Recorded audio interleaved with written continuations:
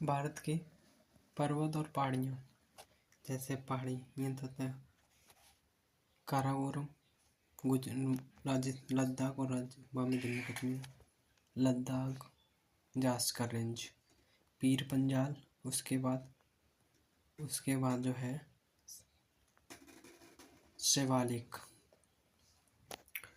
शिवालिक के बाद इधर आ जाओ पंजाब गए, पंजाब राजस्थान गए अरावली, गिर राजस्थान में है, मांडवा, बालाघाट, ये महाराष्ट्र में बालाघाट, पश्चिमी में आया बाबा बूदन,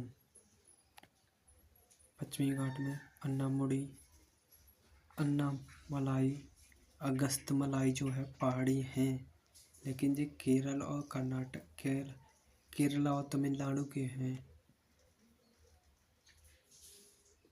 सिरुमलाई ये पूर्वी घाट की हैं। पंचमलाई, सियराय, जावादी, नागरी, पालू, कोंडा वैली, कोंडा,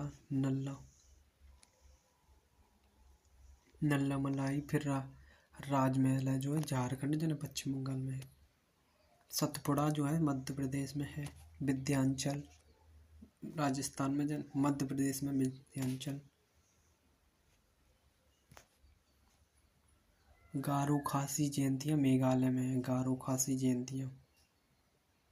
अन्नामुडी जो है इसकी लंबाई है 26-95 मीटर, 26 तो 95 मीटर। ढोडा बेटा की 26-27 मीटर, गुरु शिखर की 17 मीटर, कालचुबाई 16 से 46।